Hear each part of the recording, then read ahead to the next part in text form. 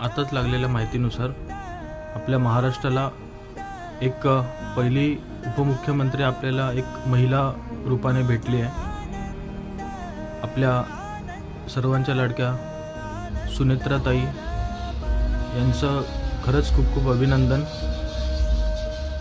पण नक्कीच ही शपथविधी खूप वेदना ठेवून होणारा शपथविधी आहे।